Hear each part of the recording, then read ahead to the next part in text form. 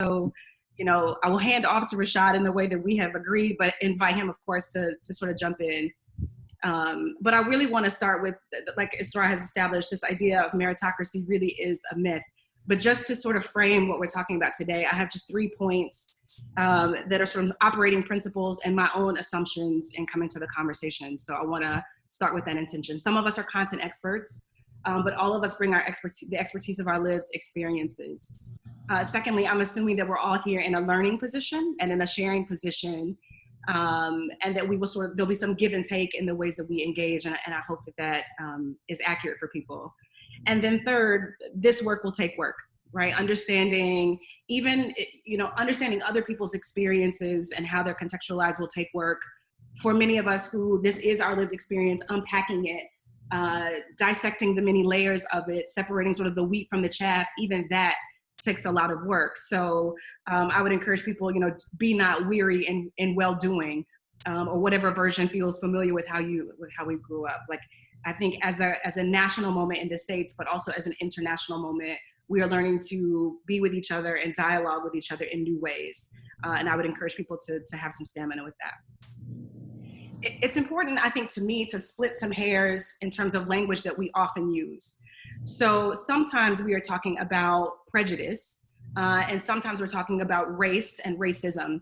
And it's important not to interchange these two, right? And so prejudice is about our beliefs, those things that we hold to be true based on no logic, or little or shallow reasoning, right? These are just prejudgments that are loaded into our minds. Racism, though, which is what I hope we're here to really talk about and unpack, is structural, right? And so when people say there's reverse racism, or Black people are racist against white people, anybody can have a set of prejudices that they think about, that they hold about another group. Unless you have a system, a sort of interlocking system that allows you to levy those prejudices, and those prejudices are based on race, that is not racism. It can be prejudice, it can be discrimination, it can be hateful, it can be lots of things. But the key component of racism is that it is structural. And so, you know, we'll talk a little bit about that. I'm sort of happy to entertain questions about this, but it's important that we understand racism as an interlocking system that is perpetuated. So this one graphic, this is one way that colonial powers have acquired their boots and their bootstraps. And it's really important for us to contend with the idea that, you know, someone raised in the chat earlier, a good friend and a colleague said that she has friends who can understand the impact of compounding advantage, compounding privilege. My grandfather was rich, left a home in a valuable neighborhood to my father. My father used the equity in that home to buy a second home, et cetera, et cetera. This is compounding privilege. But then those same people struggle to understand compounding disadvantage. This is an example of centuries of compounding advantage for colonial entities, right? You can imagine that this rubble is what? Coffee, crude oil, human capital, lots of things, jewels, gemstones, et cetera. The compounding advantage of which have established wealth. And then for people in those countries that are allowed to access wealth, generational wealth over time. And the underside of that is generational disadvantage that still lingers. This link at the bottom, and I hope these slides are available or if people want to take a screenshot, for people who would look at this image and say, yeah, that was several hundred years ago. The link at the bottom goes to a news anchor, Chris Cuomo, who had a segment on CNN either last night or 2 nights ago, where he really explains the impact of systemic economic disadvantage and the ways that is legally held up systematically in the United States. So I would encourage people to go to that. It's too long for us to view together now, but I hope this image starts to sort of track for people exactly what we're talking about, and what are the real everyday reasons that some people have boots and bootstraps and other people do not. When I think of this system, if that image of wealth and resources being pillaged out of Africa and then resulting in wealth in other colonial places or previously colonial entities seems outdated, then I want to just walk us really quickly through What does that mean in a contemporary sense in terms of the systems that actually keep people locked into the socio-political, economic positions that they're in? So this is, if people are familiar with systems thinking or design thinking, this is a system for understanding a bit of what we're talking about today. A lot of people will be familiar with this adage, this is the tip of the iceberg. And what that really means, of course, when we think about icebergs, even if you see a huge iceberg and you think, I've never seen a natural body that big, you're still only seeing about 20% of that iceberg. There are other things that are just, the enormity of the iceberg is inconceivable to us because most people have never seen the underside of it. So at the tip, there are these events, right? There's things that happen. Most people who encounter this event can agree on some of the objective qualities of what's happening. Underneath that, right at the waterline, there are patterns, right? And so these are there are certain patterns of events that you see over time. Below the patterns, there are structures, right? We create certain structures to ensure that we have a pattern of particular events. And we do that because of our mental models or our perspectives, right? We think certain things. We have certain worldviews, if you will. And based on our worldviews about who's valuable and who's not, who's worthy and who's not, just how the world should be, we build structures that ensure a pattern of particular events. What's underneath there at the very bottom are sort of unconscious thoughts or unconscious holdings that we have that guide our behavior and guide our thinking. So there are all these things that most of us aren't conscious of, but that they influence what we actually think and what we have agreed are sort of social pacts with one another. Those are our mental models or our perspectives. And again, because of our perspectives, what we've sort of agreed socially is our social contract about worth. Then we build structures to ensure patterns of certain events. And so go with me here for a minute. This is sort of abstract. I want to describe very briefly, and I'm sure Rashad can give more nuance to this, but the penultimate American example of this iceberg model, or structurally, how certain people, how people of color, racial ethnic minorities, Black people in particular, have been structurally locked out of social and economic advantage, stability, advantage, and then mobility. And that is the GI Bill of 1944. The GI Bill essentially, as soldiers came home to the United States after World War II, the GI Bill was a package of social benefits extended to them. I think the original name of the GI Bill is the Reinstatement Bill, or either reenactment or reestablishment or reinstatement. The idea behind the GI Bill was these men had been at war fighting for America, and they would come home and they would essentially be uneducated or undereducated. They would have skills of war, but not skills for contributing to society. They basically had no job skills. And aside from small pensions, they didn't come, many of them were drafted as teenagers or enlisted in their late teens, early 20s. So they didn't come home to wealth, to establish families, etc. The GI Bill did things like allow these men who were returning from war to go to state schools, so they could go to university at state schools for free. Many universities, mine in particular, I lived in the old World War II barracks when I went to Indiana University. It was horrible. But many of them were extended provisions at university.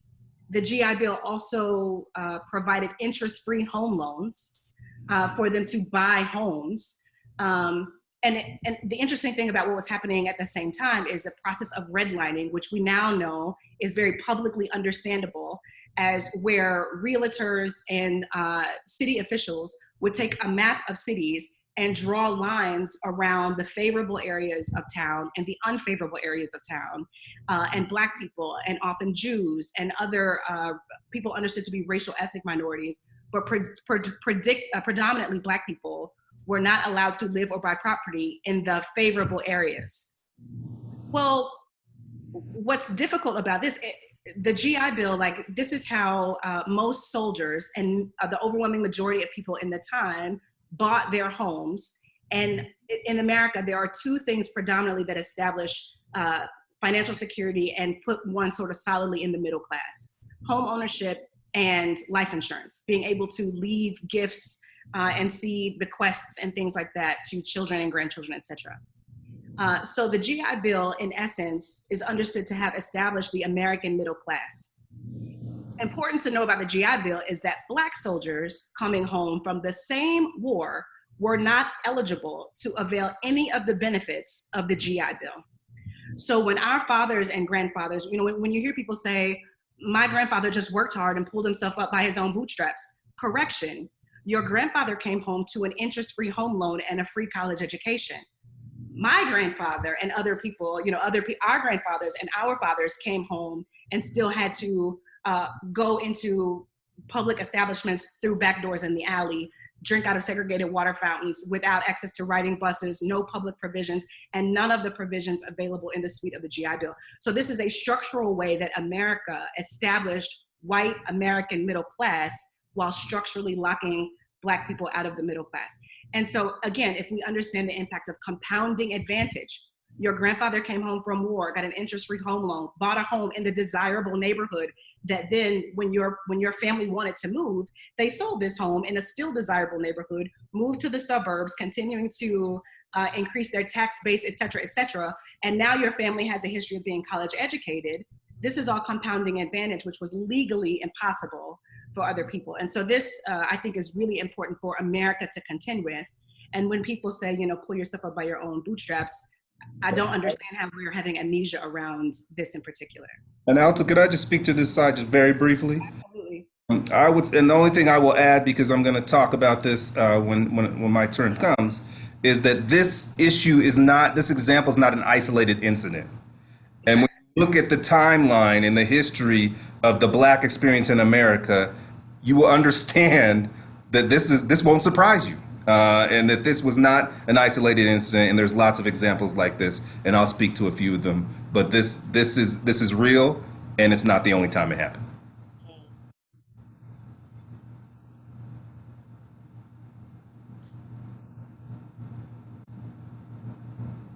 Okay, now I can.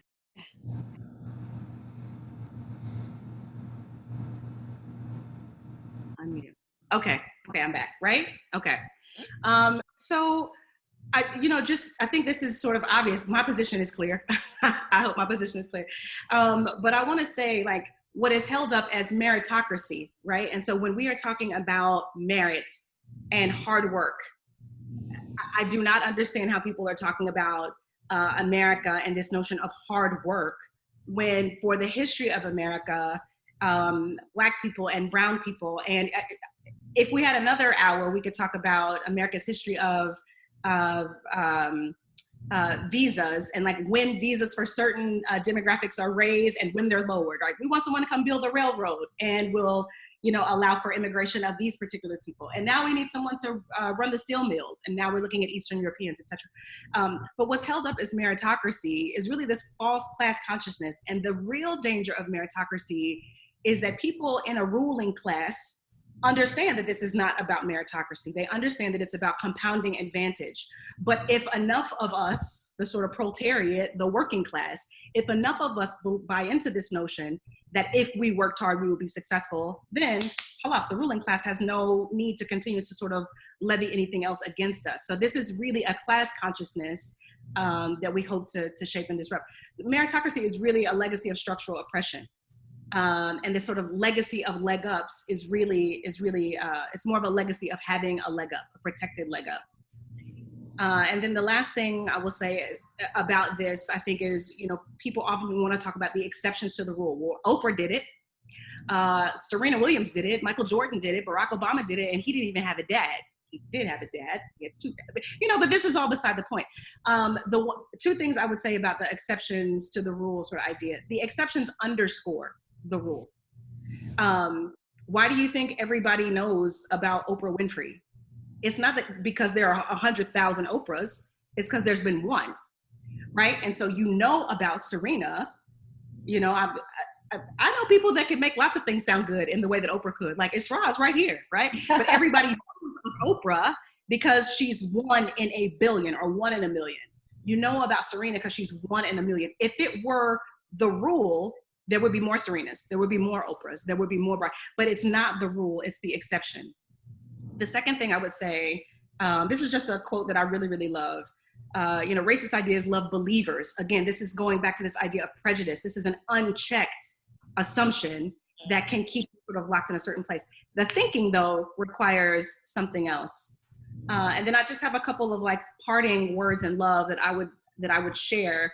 But I'm also conscious of time and want to pass to Rashad. I can come back to these if we want. Just a couple of quotes that I would love to leave people with. Sure. Awesome. All right. You ready for me? Yes.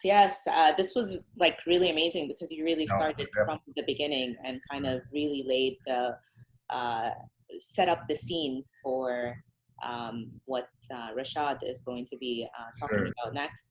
So, Rashad, systemic racism, give us your good laying of the scene. Yeah, so I want to do a couple of things. And one of the things is I want to contextualize this argument that is sort of has brought us here to talk about this idea that African Americans and descendants of slaves in this country have not done well for themselves or by themselves, given what was the reality they were handed, right? I would argue that African Americans, if you look at history factually, and those images in one of those last slides are examples of this, have actually pulled themselves up by their bootstraps pretty well, given what they were up against. And number two, I want to set a stage of discussing this in the historical context of what has occurred to Black people since 1619 in this country. I think that's really critical, and we keep having conversations without discussing that. And I think that's really dangerous and unfair to the issue and unfair to the communities that are impacted. So I am drawn to thinking that way. I think being a lawyer and going to law school, it makes you interested in history and context. We're really trained to think that context is everything, that you have to judge a facts by its context. And so if we're going to make this argument that Blacks should pull themselves up by their bootstraps, I want to look at the history. And so I'd like you to give me a few minutes to set the stage and discuss some history and kind of build on the beautiful job that Alta did and what she gave us, and just talk about some specific incidents in history and kind of walk you through a little bit of a timeline and ask you to process that and think about this issue in the context of that timeline. So if we start thinking on the broadest level about the Black experience in this country en masse, we have to really start around 1619 in Jamestown, Virginia, right? That is when the first slaves documented primarily in this country. And I fully acknowledge that it was probably an African presence in America prior to even colonists from Europe occurring. It's all documented in books like Before the Mayflower. But I'm going to start at 1619 with 20 slaves who were basically stolen from Portuguese ships by British colonists, and they come to Jamestown. So that's basically the beginning, 1619, right?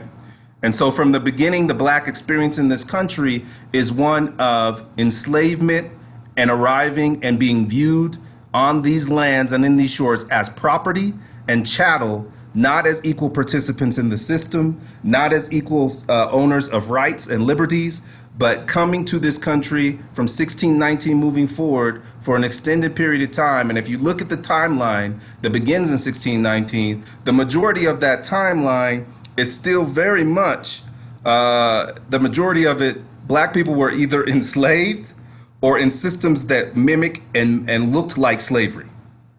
You go to 1619 to 2020, the majority of that timeline, you have Blacks either in bondage officially or in systems that grew out of the system of slavery and mimicked it in many ways, right? And if you don't have that history in your context, and you're saying, well, pull yourself up by your bootstraps because you had the equal opportunity, you're not being realistic and you're not being honest and true to the history.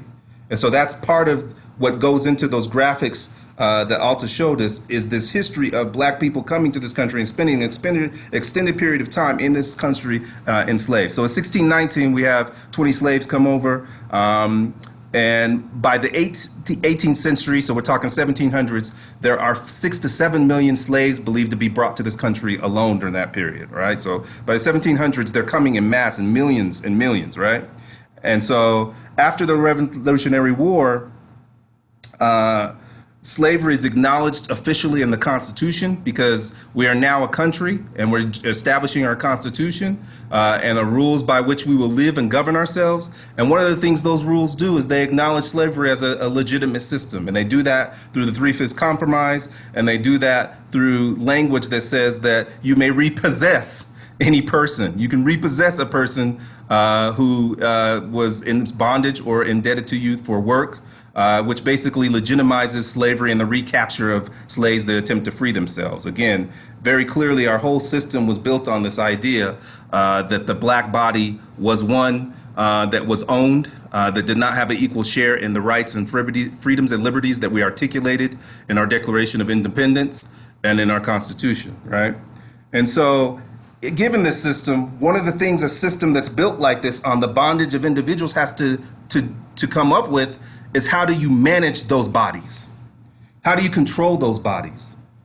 And so what you see start to grow on plantations and eventually be legitimized in government systems is slave codes and rules that prohibited slaves from doing many of the things that other American citizens could do, like educate themselves, like learn to read, like own property and businesses.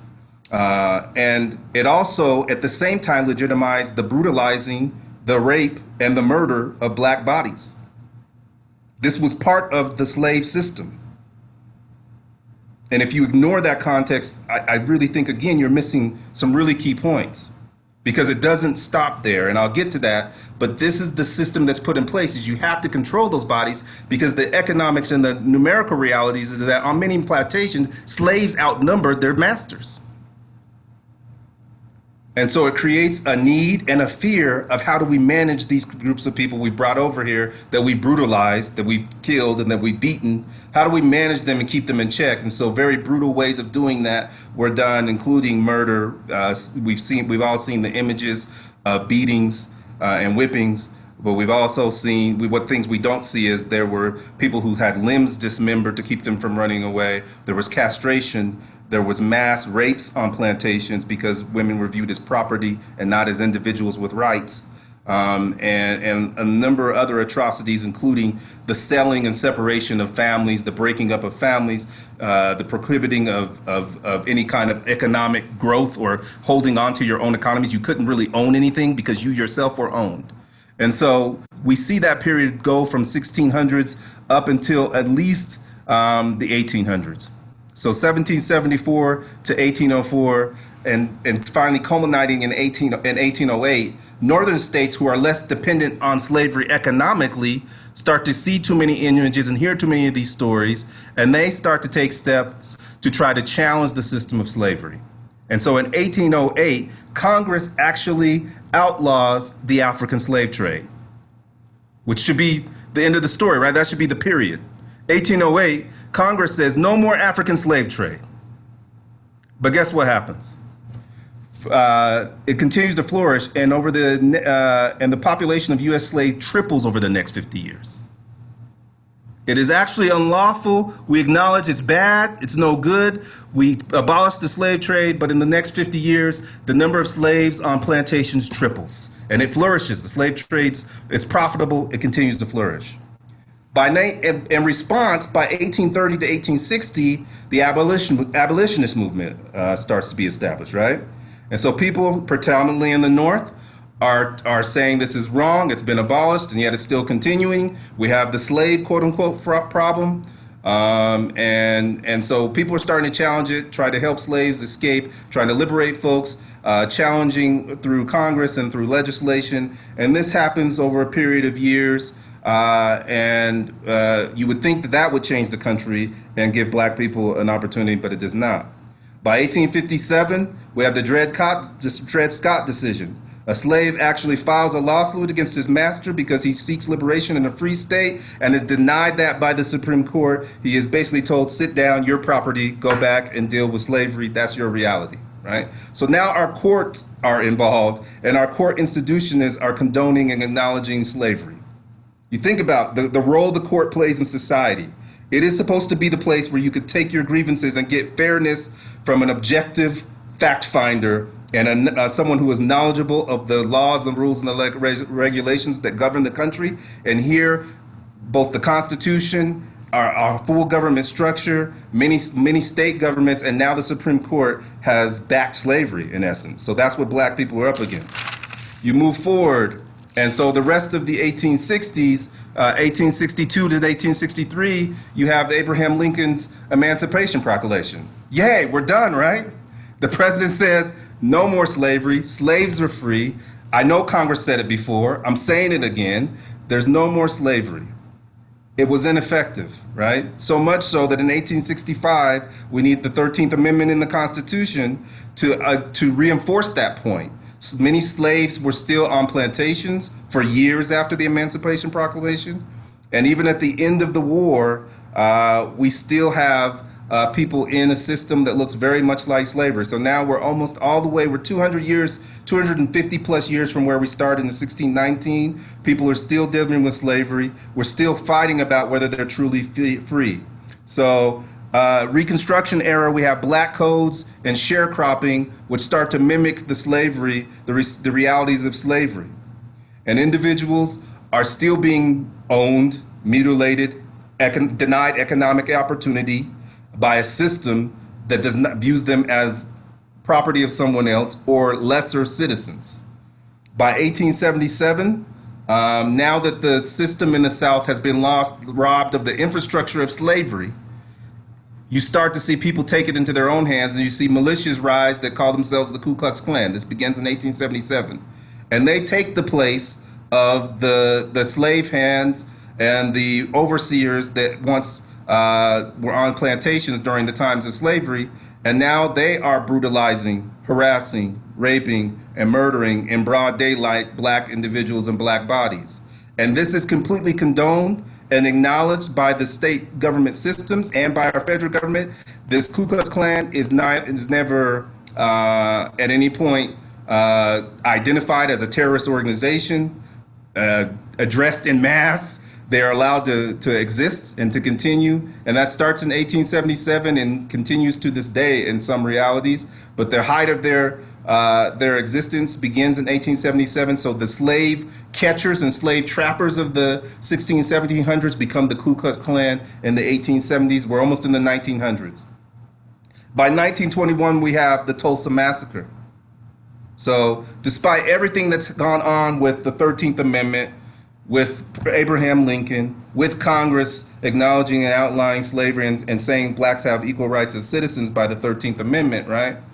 We still have the Ku Klux Klan, and then by 1921 we have the Tulsa Massacre, where one of the most economically sound and advanced black communities in the history of this country was firebombed and destroyed. Almost 35 blocks or so of businesses and homes were destroyed with no consequence, broad daylight. Okay? So these are individuals who did pull themselves up by their bootstraps. So much so that they were an economic force in this country.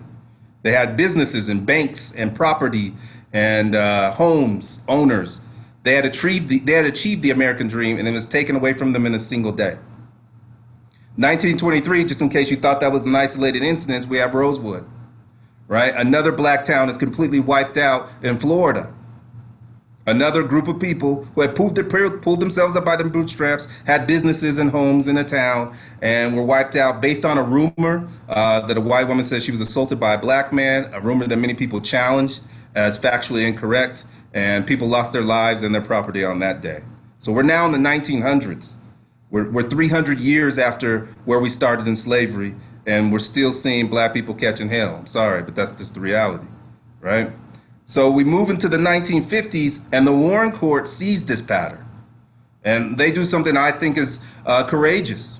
So they start interpreting the Constitution correctly. They look back at the history and say, wait a minute, we have the 13th Amendment, we had Congress outlaw slavery, we have all these civil rights laws on the books. So they start saying and acknowledging that, hey, separate is not equal, right? This system that we've built that says black is the other and that they can't have access to the same things as whites is an unworkable system, and it denies them their rights as American citizens under the Constitution and our civil rights laws. So their probably most famous case is the 1954 case of Brown v. Board of Education. And they completely, in the education system, dismantle separate but equal, say you must integrate schools. Blacks have the right to attend the same school as your children. And of course, that creates a whole issue in the South, right? And so we need the military to step in and make sure these students are able to enter schools. And when they do enter schools, there's a whole legacy of harassment. The Ku Klux Klan is involved again, but local law enforcement is also a part of this and is challenging, being used by governors to challenge the access to these schools. And that's not insignificant, right? Because what we see is that the pattern of the slave manager or catcher gives way to the Ku Klux Klan, and that at some point in our history starts to mix with law enforcement as the check on black bodies, right? Right. So what becomes the official check and what the government arm of the government that addresses minority issues or diverse issues or people of color issues sometimes becomes the police in this period, very much so. Right? So we start to see from the 1950s moving forward, we start to see a number of demonstrations. And what do we see? Images, to my point, that is checking and challenging those peacefully protesting. It's law enforcement. And we see them turn batons and dogs and fire hoses on black bodies that are peacefully protesting for their equal rights to vote, to sit at a lunch counter, to ride a bus. Everyday activities are challenged.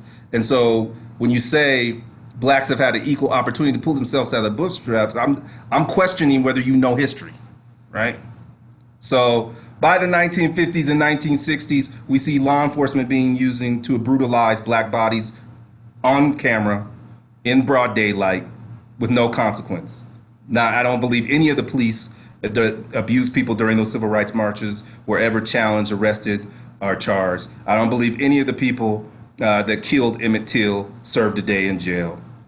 I don't believe any of moving forward, that pattern becomes an established norm. When you have a black challenge to the system, you can turn either the slave master, if they're runaways, you can turn the slave catcher on them. If you move out of slavery, we turn the Klan on them if they're getting uppity during the Jim Crow era, right? And the Reconstruction and Jim Crow era, right? And now in the 60s, during the civil rights movement, we're turning police on black bodies, right?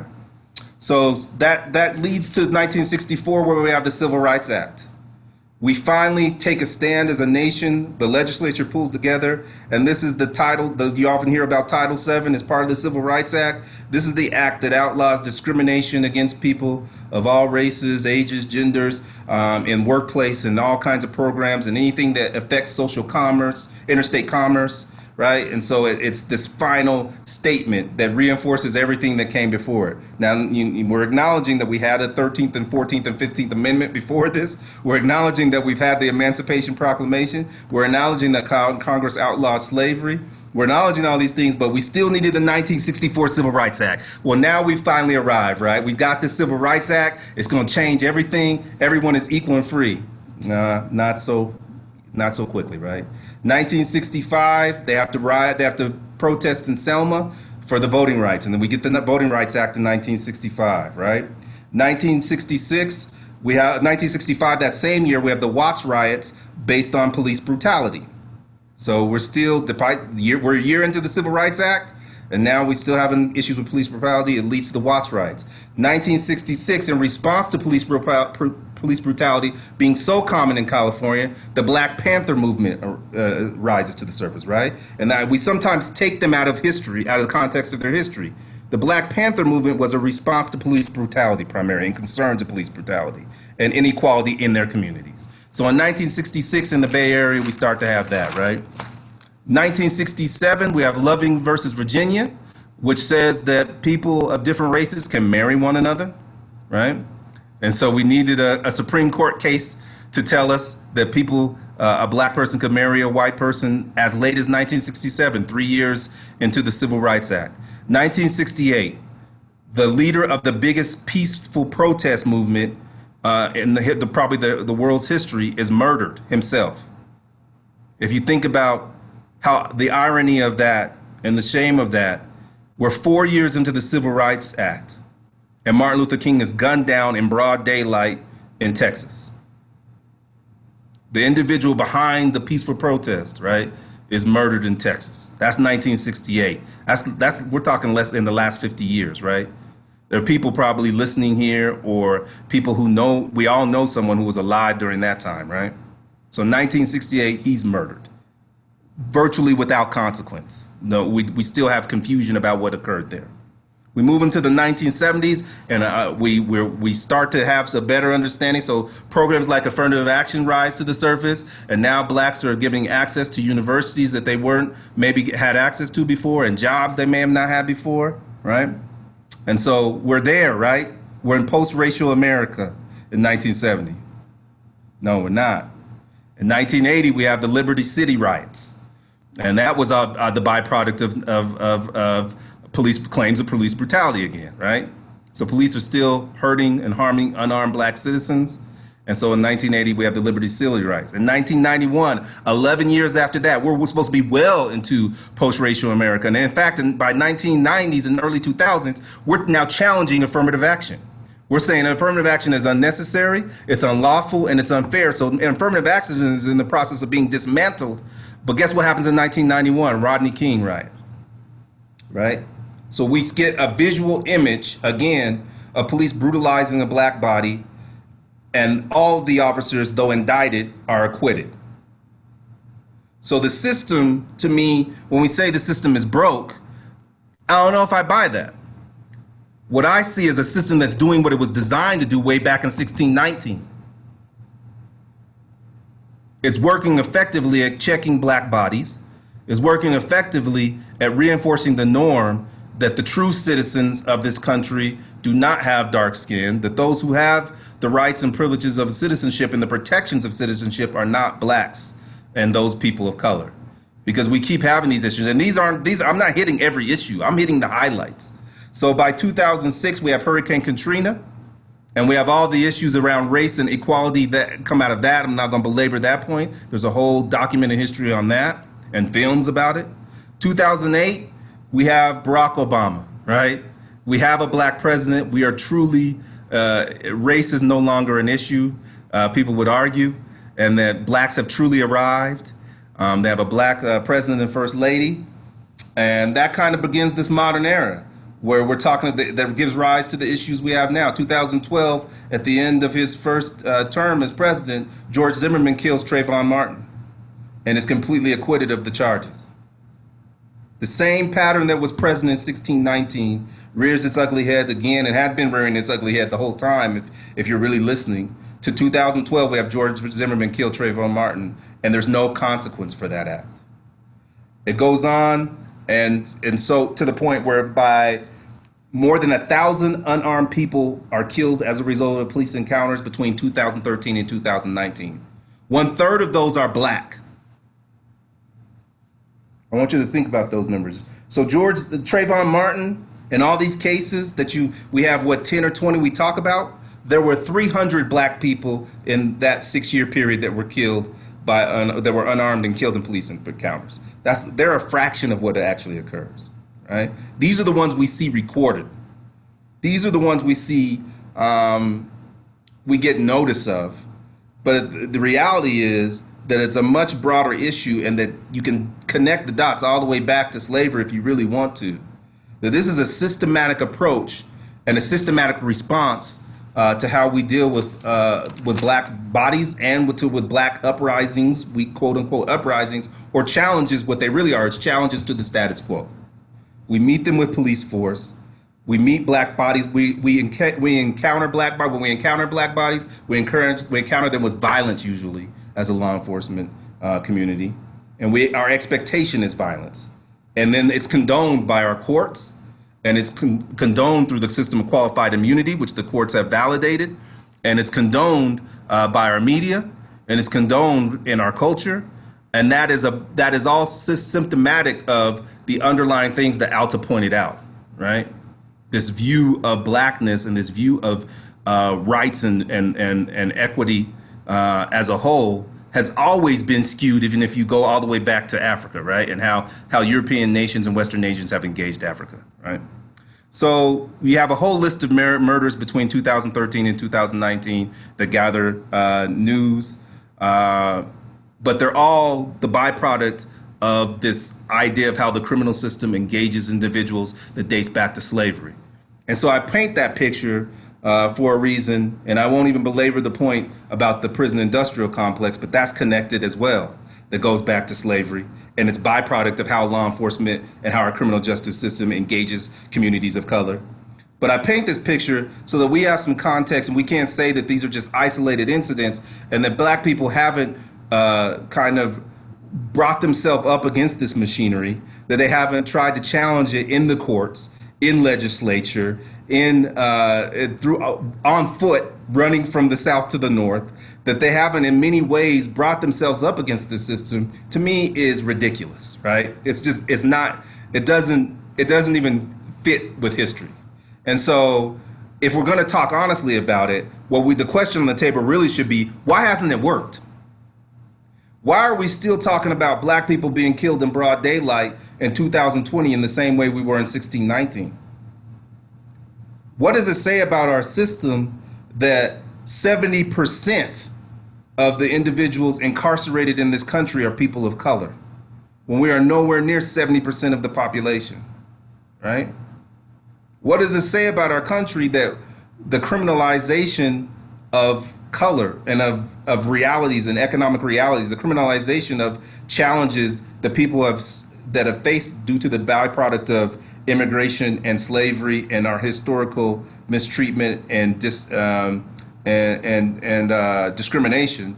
Why are we criminalizing things that are the byproducts of those? I think those are the real questions. The idea to ask why don't black people or people of color pull themselves up without bootstraps is just inconsistent with history. And so I want to frame the conversation in that history and ask that we at least think of it through that lens as we kind of move forward and have discussions like this one and others. Thank you very much, Rashad, and thank you, Alta. What I'm going to do is that we're going to go back a little bit because there are certain questions that are coming in.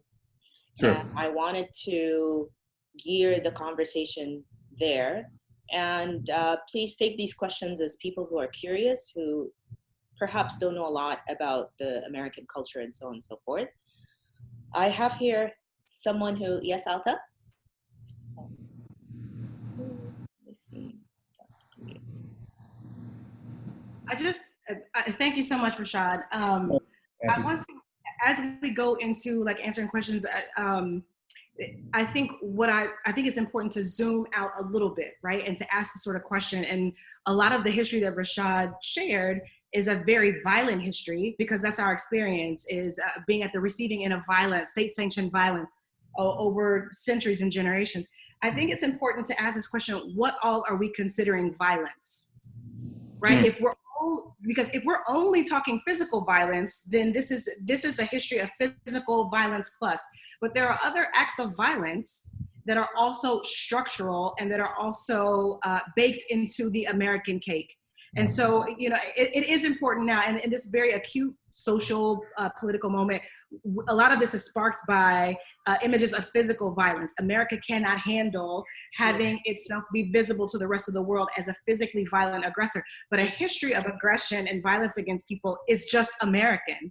There's nothing more American than that. And so two examples I wanted to share, and I promise I'll be very brief. One of the things that I noted when Rashad talked about is this effort of disempowering families and tearing families apart, right? And so, a family of Africans who were owned now would be sort of on the block for sale, and people would be intentionally split apart. The impacts of which you would be on a plantation with people that you could not communicate with because you literally came from different countries and tribal lands and you couldn't speak to them. But also very early on, this pattern of taking fathers away from families.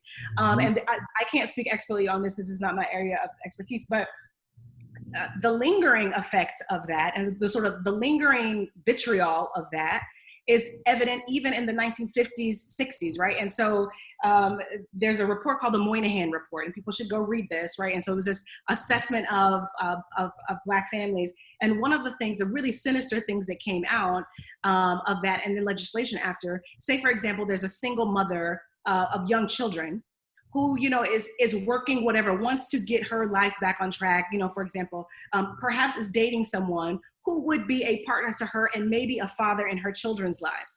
Caseworker, if this woman is receiving any kind of assistance from the state, caseworker would come to her home unannounced, look through the home looking for things like leather belts. If she didn't smoke, looking for cigarette butts in the ashtray, looking for a men's razor. If any of these things were found and it was sort of suggested that she was in a relationship with a man, she would lose her support from the state. So this disincentivizing partnership, and this is not the only form of stable partnership. I am not a nuclear family is the best family type of person, so don't confuse me, but disincentivizing people being together, establishing homes, like working together to build financial security. So there is this lingering effect, and there are many different examples of this, of how the sort of intact family structure, which was understood at that time to be a contributing factor to stability and economic stability in particular, was disincentivized. And this is also a form of state-sanctioned violence that is not physical, but is very much present as a threat to the family, and on and on and on. And the fact that white women have benefited most from affirmative action, but that's never a part of the conversation. Yeah. All of these other sorts of things, if you think structurally, right. This is not even a form of redress that is always bubbled up to the top as, well, there's affirmative action. No, white women have been the single largest beneficiary of affirmative action relative to Title VII in the history of America. So it's important to consider these timelines when people say wanting Black people to get over the sort of oppression of their ancestors. And I'm like, are you talking about my grandma? Like, what are you talking about? Right. My aunt is on this call somewhere, and like one of my older aunts would tell the story of how, of all the responsibilities she had in her family, she hated when my grandmother sent her to the grocery store, because she'd be in the grocery store, and if a white person walked, she'd have to go in through the back for one. And if a white person came in, she'd have to put her basket down and go outside and wait. And if a stock person restocked all the things in her basket, she would have to start over and over and over again. And so like this idea that people should just get over things and move on is both, like Rashad said, it's a bit ridiculous, but it also, it situates this conversation as if all of this happened in 1600 and then was over in 1700 or something like that. It's just this ridiculous notion that this pulling up should have already happened, and it doesn't take into account the very contemporary, the legacies of this oppression or the contemporary nature of it. Right. And we're still seeing these signals that, what are you doing here in this neighborhood, that we don't belong in certain spaces, right? Whereas now we have, the modern thing is to call the police on Black people that you are quote unquote suspicious of, right? And so that's just really, it's history repeating itself. It's the same issue that Alta's mentioning. It's the new version of that. Now we have mobile phones, so we just call the police on people and say, there's this Black person, they're barbecuing in the park, right? This kind of thing. You know what's really interesting? So Alta, you actually said something that's related to the question that came in. And this is someone who is curious about the African-American family structure. Okay, so they talked about how out of all of the countries in the world, it seems like the US has the highest level of single family homes. So a quarter of the children in the US are single family homes. And within that, a recent study from like 2015 said that 66% or 6 million plus African-American children were parented by single parents. And that but I wanted to also like frame it that there was an increase from the 1960s to today in terms of the African-American family structure actually doubled and going into more of single parent homes. Yeah.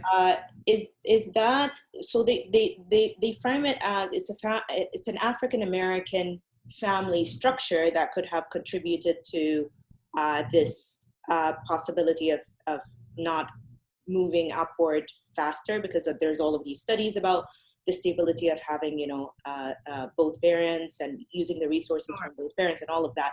What do you say to people who are not familiar with the African American family structure and the reasons for it increasing? I know you already started mentioning it about incentivizing and so on. I would like for you guys to comment on that, if possible.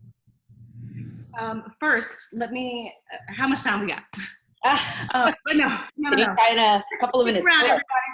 First, a word from our sponsors and then come back.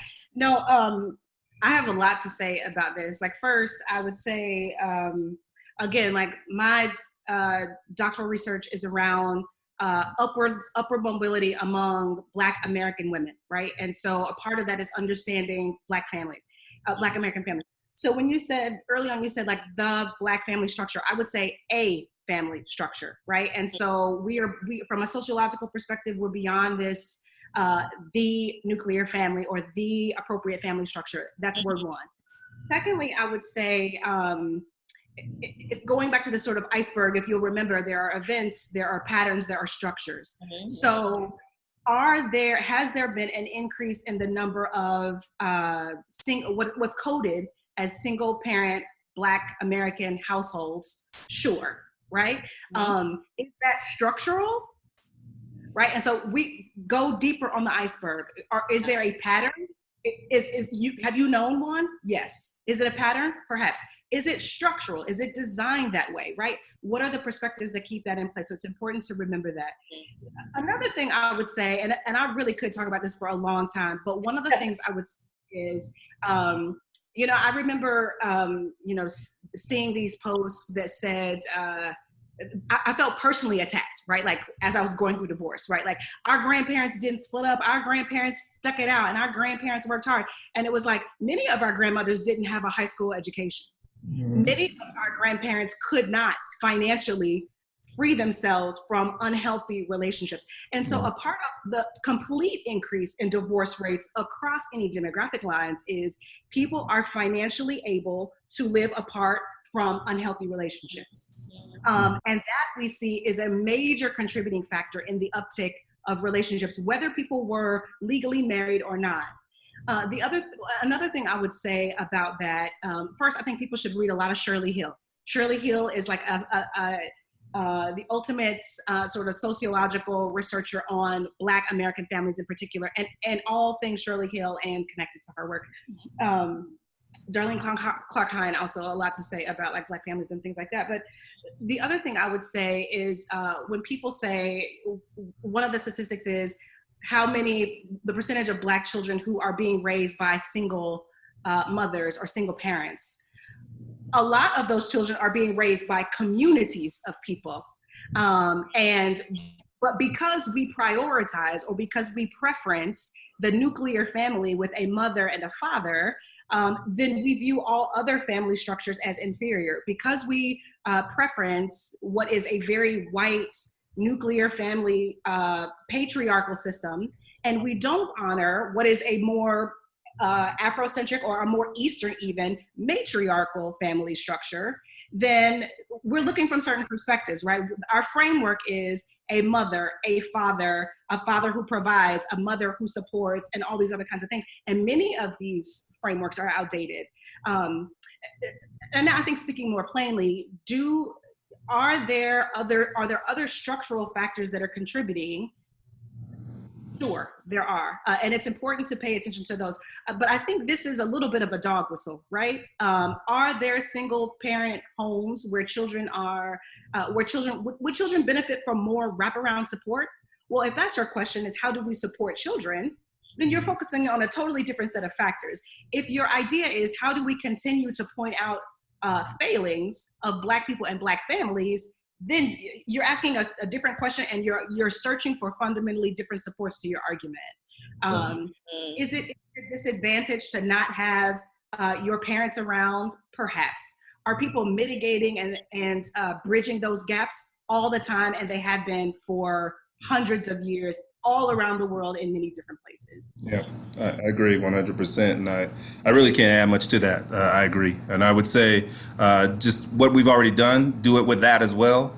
Look at the history, the African American history as a context for the family life, for our economic situation, for our healthcare situation. I would look at that in kind of history. It's the byproduct of our experience here. But what you will see throughout African American history, which I again don't think we acknowledge enough, is that we find a way to make it work, right? We take what's left on our plate, whether it's soul food or whether it's a family structure, and we find a way to bring the best out of it. And successful people have come out of lots of different situations, as Alta indicates. And so I wouldn't necessarily, I certainly wouldn't look at that as the cause of the black struggle, is that our family structures are broken down. I would look at the systematic history of racism and inequality as the cause of that, and go back to slavery and move forward from there. Um, this is really amazing, and actually, I really do think that even as you have mentioned, there is a controversy with the myth of the two-parent home, too. Like there's so many factors. Just being a researcher myself, like you can't do an equation like that. You have to look at the factor, what goes into it. Does it mean that the father is absolutely not there? Are you sharing custody? Are you raised by a whole community? It's a very simplification of something that is very complex. So I feel like it just being used at that, it almost feels like people are using, I don't know, these little sound bites and stuff like that is out there in the census. It's our history of victim. Purposeful oversimplification. Yeah. A purposeful oversimplification of a Yeah. very nuanced and complicated dynamic. Now, I don't want to be naive, right? I really don't want to be naive. Like, is it important that children have more support around them? Absolutely. This is just one part of a web, one part of a sort of structural web. Yeah. And it plays into this history of we're always looking for a justification to say this is your own fault, because that's so much easier than saying, whoa, our whole system is built on this really twisted thing, right? It's so much easier to say this is your own fault. It's your family, it's your economics, it's, you don't take care of your neighborhood, it's you the police are engaging you because you're engaging in crimes. Well, is it all of that, or is it that you've criminalized what we've had to do to survive? We don't ask the questions and we don't look through the lens of history. It's easier to point the finger rather than look at the whole history and realize that it's all founded on something that may be a little off or a lot off. And we also look at events and patterns of events and not structures that are in place. Our structures have faded into the background as it just is the law. Well, what's the origin of the law and how is the law levied?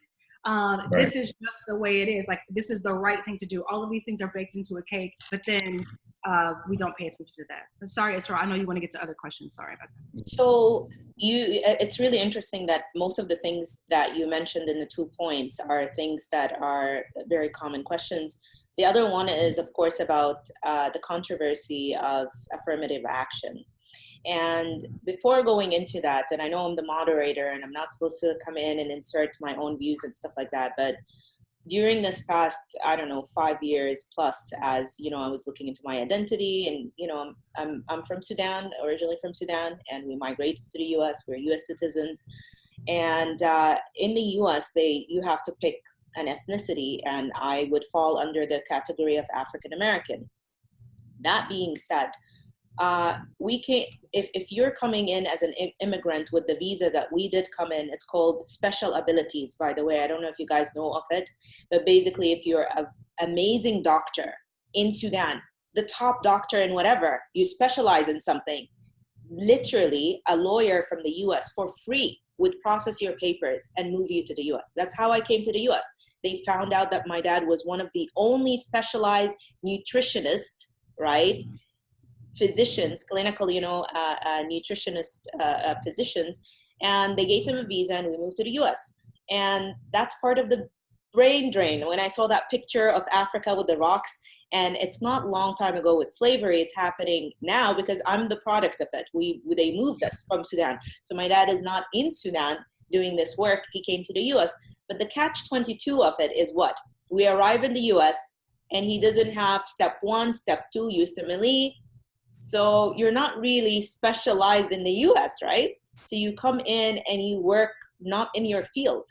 You find engineers that could be building in their country that are driving taxis or working kind of in their field but not really in their field. And this is part of the drain brain. How am I linking this to affirmative action? We arrived in the US and we are African Americans, right? So all of these scholarships, suddenly you go and there is this millions of scholarships for me, right? Like tons of scholarships, easily getting into lots of different places. They don't write this is affirmative action, but when you go and you hear, for example, my sister graduated last year and there were only 3 African American students. One was from Nigeria, Nigerian background, 2 were from Sudan. So when you even think about this affirmative action work, what about the Somalis and the Sudanese and the who are coming with special ability, who their parents are, you know, physicians and whatever, who are competing with African Americans? Like, it's not even sitting well with me thinking about racking up all of the scholarships, racking up all of this stuff, because by census you fit into the category and they don't label it properly because it's kind of like this thing that institutionally they do, but they don't really tell you. And I feel like there needs to be some way of, if you're doing this, how can you make sure you're doing this for the people that you did it for? First of all, is there any way to fix that by law, by whatever? And the second thing is that for people who are not from the US, would you be able to explain why is affirmative action so controversial? Why are people having a problem with it? So those are two different thoughts, but they're all affirmative action related. So the controversy behind it, and the second thing is it really working? Yeah, no, I mean I'll start with the controversy and then hand over to you because I feel like you have deeper sure, yeah. I would say this is a controversy for nonsensical reasons, right? Like, this is word 1 about America is make it make sense. Make this make sense to anyone. So this is controversial because if you have long since sort of lived in a position of privilege, and now someone is attempting to establish equity, this feels like a demotion, right? This doesn't feel like we're going to institute something that allows other people redress. And Rashad said this earlier, we recognize foul behavior for centuries across socioeconomic, cultural platforms, across all of our systems: system of education, system of law, system of levying the law and ensuring justice, system. Any of the systems that we have built, we recognize unlawfully, according to our own constitution, advantage some people and disadvantage some people. Now we want to attempt a lawful a system of accountability and redress. This, instead of being understood as redress for people who have been wronged, feels like a demotion. And the social ego will not allow for such a demotion, right? And so from a privileged position, what's sort of in the water is you cannot tell people who own this country, right, and who, you know, are used to being in a position of privilege, that they no longer have access to these unearned privileges, right? It just doesn't register. And again, what I want to say about that is, for some people, this is a conscious resistance. But for many people, if you remember this iceberg again, this is unconscious. This is the base of everything else. Think of a real iceberg. It's at the bottom. Even if you jumped into the water, you couldn't see it. It's dark down there. No one's ever been all the way to the bottom and seen this thing. So you also can't describe it to anyone else, but it has to be there because everything else about your life is built on it. And that's this notion of superiority. So that's what the controversy is. It's this sort of unconscious sense of superiority that now people have to reckon with, but you can only reckon with it if you admit that you've had the unfair advantage. But there's an unwillingness to admit the unfair advantage, even though it's staring all of us in the face. Yeah, I think, that's the answer. But what I'll say, I'll give a really simple illustration that oversimplifies it but makes the point. If for a period of time I bring you pies And every time I bring you a pie, I sit it in front of you and say, this is your pie.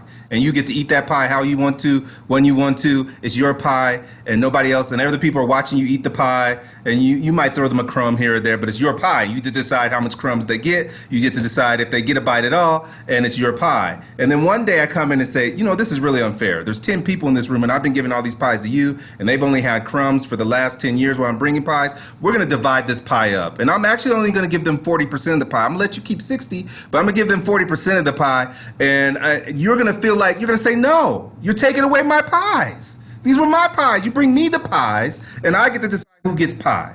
And now I'm saying from the top, I'm giving everybody a little slice of pie, and you're still going to get to keep the majority of the pie. But that's the problem, is that we have this emotional reaction, and people have this emotional reaction and feel like something is being taken away from them, and they don't understand the history, and they don't understand that they had an unfair advantage from the beginning. The other people were standing there not eating because you got pie, and it's your pie.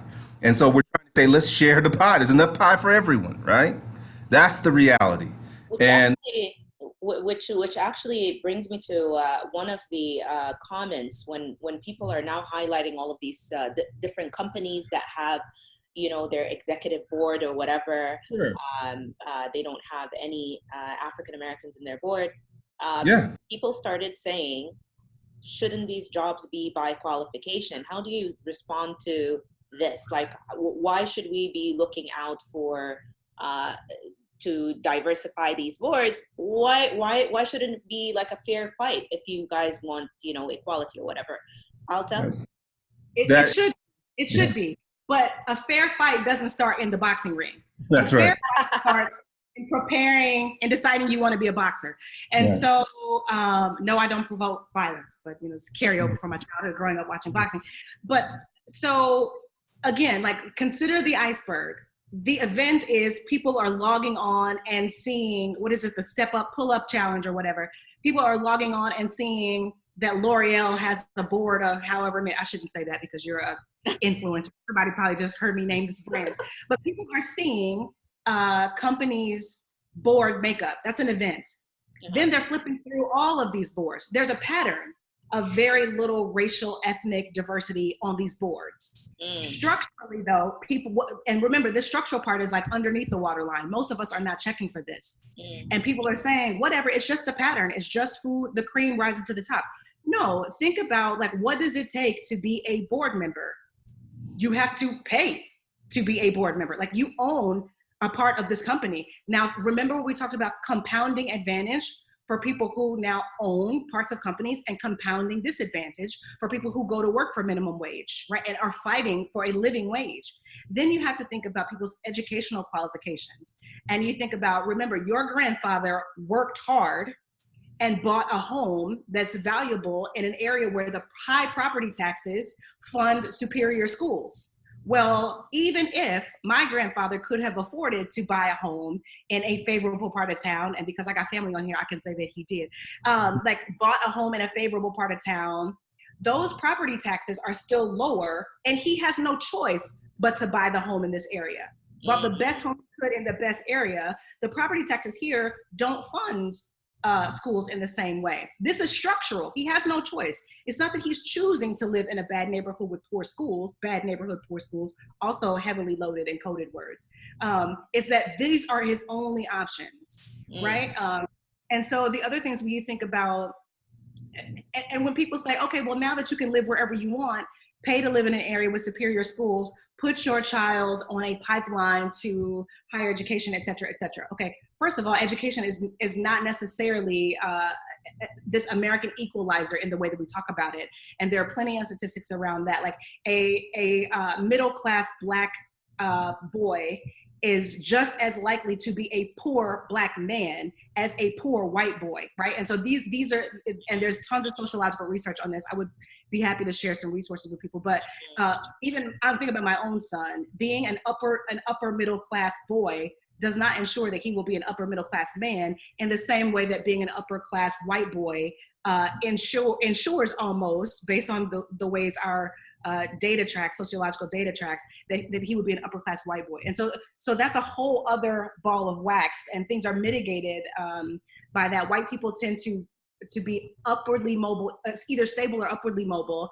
That's not locked as a trend for Black people, or for other racial ethnic minorities, and at least not for Black and Latinx communities, I will say. So there are these other mitigating factors, but this is structural: where people live, the access that they have to quality education.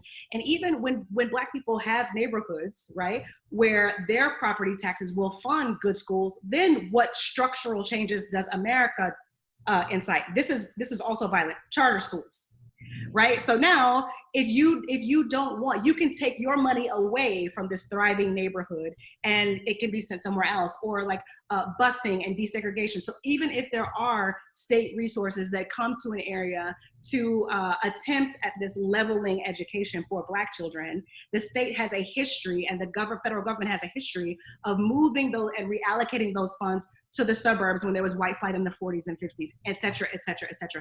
So again, like there's evidence of structural response and structural violence that limit and prohibit advancement, socioeconomic advancement in Black communities. And when people argue that people should just pull themselves up by their own bootstraps, these are quick Google searches, right? So again, this goes back to the Ibram Kendi quote, is like, when you stay in your feelings, you stay committed to a feeling, you want to think that certain people are superior, then you can always stay there. But this is not even deep critical thinking.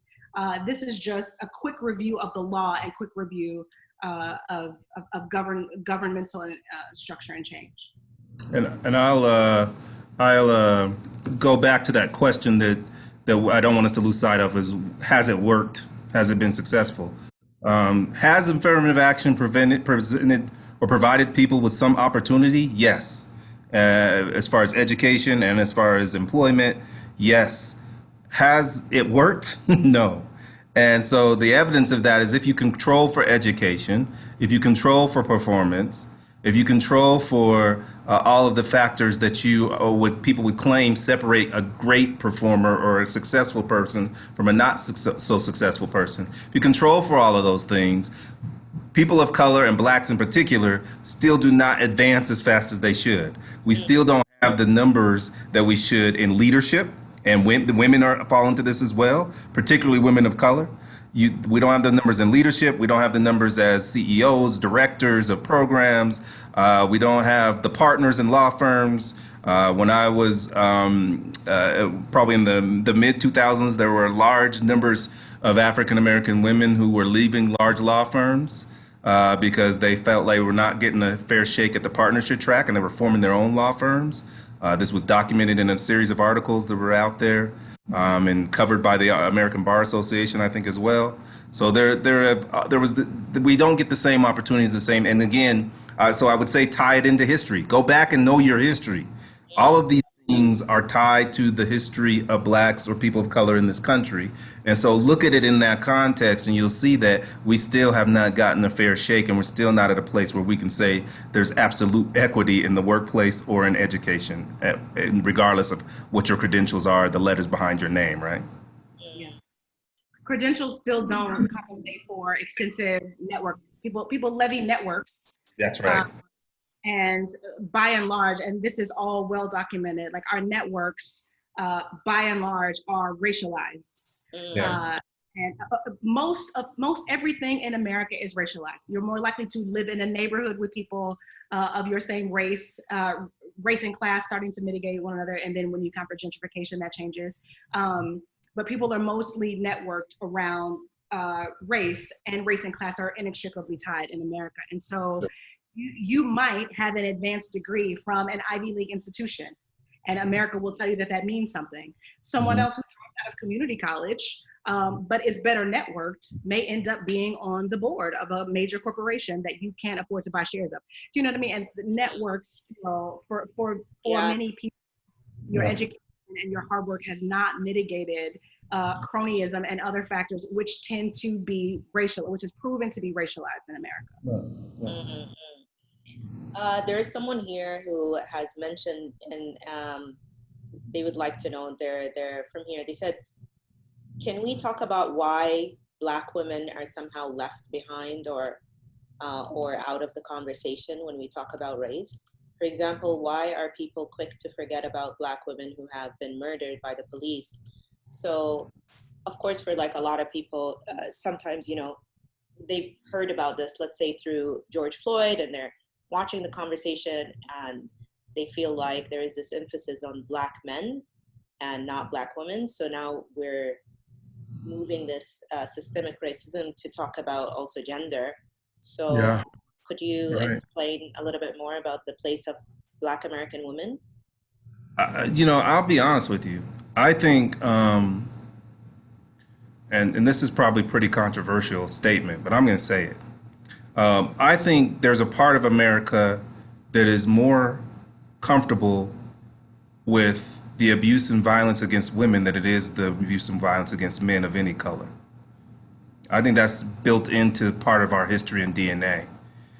I think the second problem is that some of these situations involving men have been audio recorded and video recorded because people are drawn to this physical confrontation of men. It's almost like this reality TV phenomenon. Um, and so I think that the images and the sounds help.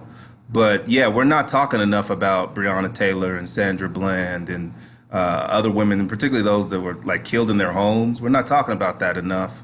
And I think we should be a bigger part of the dialogue.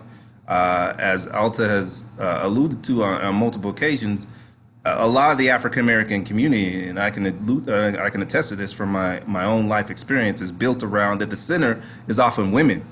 So when we snuff out a female life, we are causing great damage not only to her and the people who love her, but her children and the role she could have played in the community and the network of the community. And that may have a heavier toll and impact. As sad as it is to say, I mean, they should both matter, but that may, for some people, have a heavier toll and impact in some communities and some families than when a Black man dies. My life in the South, I spent a big chunk of my life in the South in Arkansas, where my mother is from, and that entire line of the family, that entire experience was a maternal experience. The women who directed, it was a series of women who directed my lives.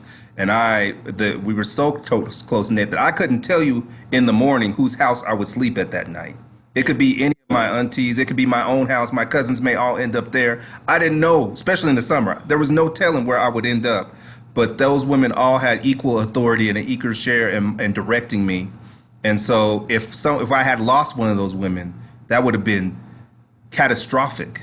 Whereas at that time in my life, I was, hundreds of miles away from my father. He still was very active and had a role in my life, a very important role in my life. But those women were my day-to-day sources of love, of affirmation, of direction.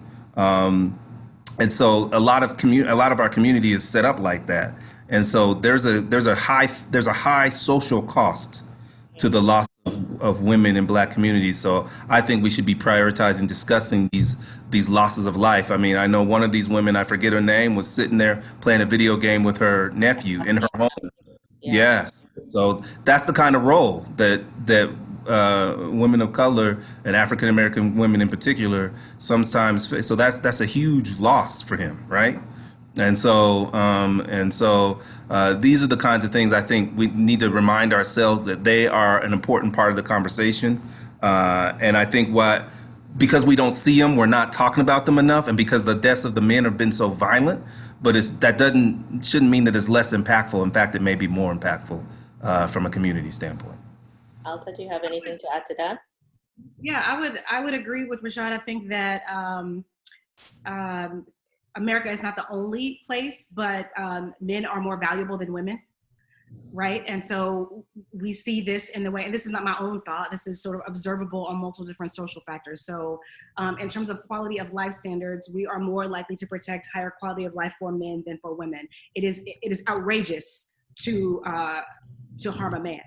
And so even though but people exist at intersections, right? And so to be a racial minority and to be a woman is to experience oppression at the intersection of both of those identities. And so I think people should read a lot of Kimberly Crenshaw. Not a lot, because it's real heavy and abstract, but just enough, a tablespoon will do you good, of Kimberly Crenshaw. She talks about what it means to live at the intersection of oppressed identities. There's another really fantastic book. It's getting dated now, but it still holds a lot. All the women are white, all the men are black, but some of us are brave. And so this is a landmark sort of feminist anthology, which really starts to establish like black feminist thought, but also womanist thought, which is not the same, but that's another panel at another night. I think those are good places to start. But essentially, another thought that I've had at some point, just my own sort of personal musings. Why haven't the stories of these women captivated us and captivated our social, imagination, our social attention in the same way? And a part of me just wonders, like, to the way Rashad talked about these powerful matriarchal systems. This is above or outside of a traditional family structure, but it's proven to be powerful. Right. And so what would happen if we reframed our thought around the power of working families, whether it's a matriarchal family or not? And so there's a part of me that that recognizes that America just doesn't give credence to people at the intersection of multiple oppressed identities, right? Like, you're black and trans, like, we're not on you right now. You're black and a woman, like, no. And so these are the experiences, right, that we're seeing on the margins. These experiences that are not gaining traction. Another, what I think is a carryover from pre-existing movements that I both understand and that I challenge and want to complicate is this idea that one of the things I love about the contemporary moment and the movement right now is that there seem to be multiple lanes. Right, I think about the civil rights movement, and you can read a lot about this extensively. A good friend of mine from college, who I just visited Abu Dhabi earlier, Dr. Tanisha Ford, she writes about sort of respectability politics, and particularly the things that were used to signal respectability outside of Black communities during the civil rights movement, namely your clothes, right? And so this idea that someone would tell you, you can't wear that. This is the uniform for this march. This is what you need to look like for this meeting, right? And sort of vetting people, they had to look the part.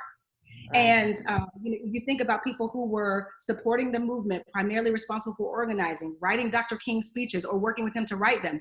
But he was queer, so he has to be sort of in the back and cannot be in the forefront of this movement, et cetera, because there was one cause, and there had to be one voice, and there had to be one face of the cause. And now people are saying, like, no, bump that. Like, I am who I am. Here I am. I'm presenting in this particular way.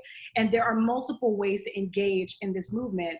And so I also think that young people are really resistant to this notion that there can only be one face, there can only be one spokesperson, and there's only one respectable way to be effective in this movement. And I think they are a part of the impetus for bringing attention to multiple intersections here. And people who are saying, don't forget, this is also egregious toward women. And particularly the silence around Black trans people who are being assaulted, who are being murdered is definitely, and it's something that our community, I think our communities need to contend with. But I really just go back to this idea. Many people have said this in many different ways. Like Malcolm X said this, like, the most disrespected person in America is the Black woman. The most vulnerable and least protected person in America is the Black woman.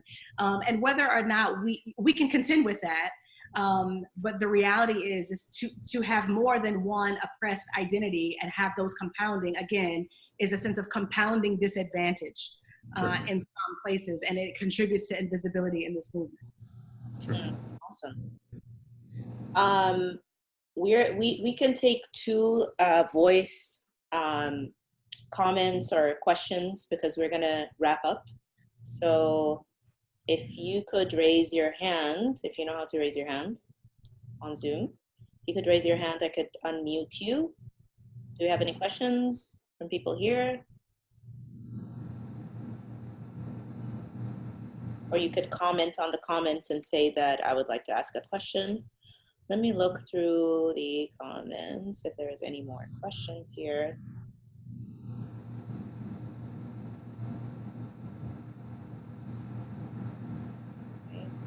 Okay, here's another one. These are just comments. Basically, someone just said that I'm not American. I have a lot of American friends who actually are afraid to go back to raise their kids in America because of this specific reason. They're actually considering settling somewhere else to protect themselves and their families of such risks. So that's a comment.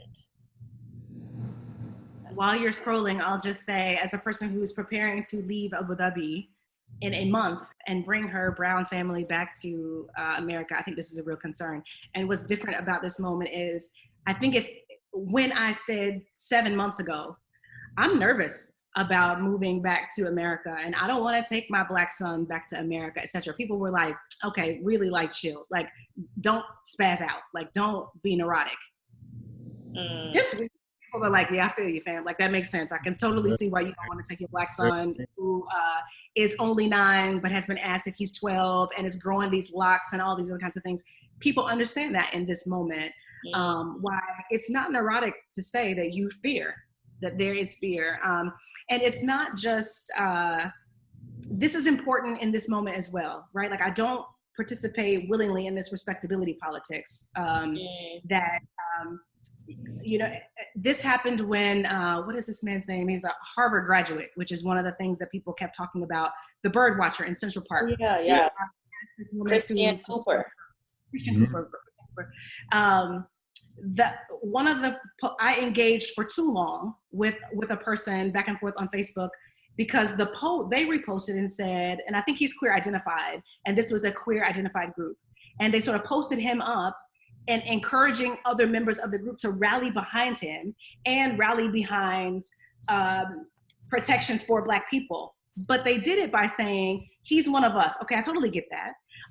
Here's this person, he's an upstanding, respectable, Harvard-educated person, and blah, blah, blah, blah, blah. And I thought, is that the reason for him not to be profiled? Because he went to Harvard, right? Like, I mean, close friends who didn't graduate from high school. It's still wrong.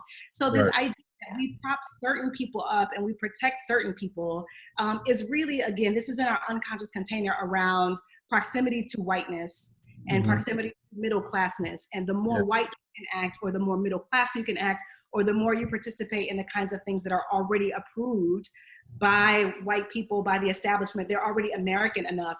Once you check a couple of those off your boxes, then it's unacceptable for you to be profiled or to be murdered. But if you happen to be Black and drunk, or you happen to be, fill in any other thing that's undesirable, even though these are things that other people participate in, it is somehow more understandable that you are hurt, that you are followed, that you're assaulted, that people call the police on you, et cetera, et cetera, et cetera. And this is all a part of the American imagination and obsessions with violence, and other people being more available to have violence sort of enacted on their person.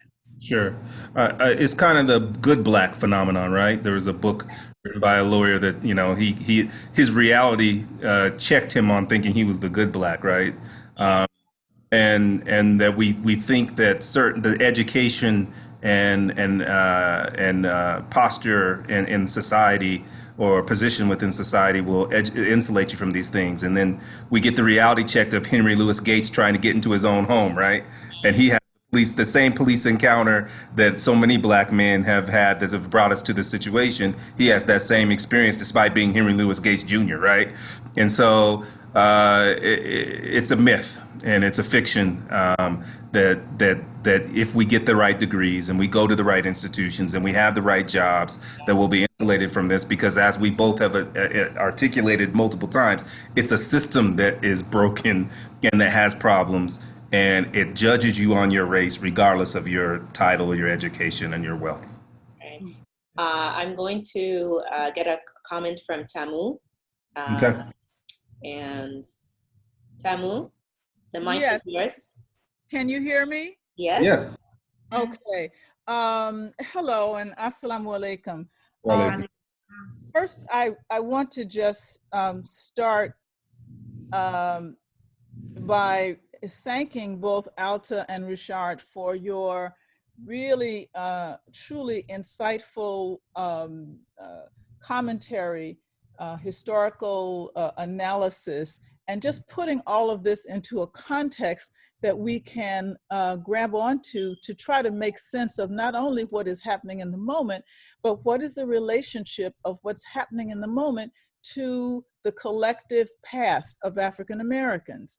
And how is it that we are to answer this question of, well, why can't we just move forward? Why is it that we have to be continually concerned with what happened in the past? My comment is this. I think one of the values of these kinds of dialogues is that it helps us to find tools that we can use to further educate ourselves, but also to engage with people who have these questions. So I think with these kinds of dialogues is that it helps us to find tools that we can use to further educate ourselves, but also to engage with. Can you still hear me? Yeah. Okay.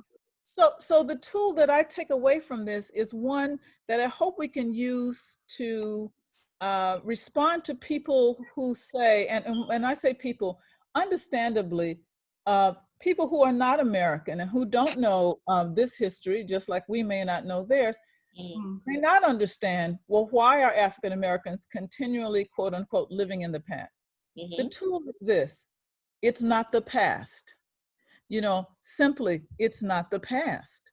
I think that is you know, while it's only the beginning of the dialogue, it's a ready handle that I think we can use to help people who are genuinely interested, and maybe even some who maybe are not, but maybe they could become so, to have a place to begin. If you say to someone, it's not the past, it's like an invitation, right? So what do you mean by that? Why isn't it the past? And we can go forward to engage and learn some of the things that you've shared with us. So I really want to thank you for offering us a way of saying it's not the past. Yeah, I agree with that. And I would say my father was born in 1930. He's since passed on.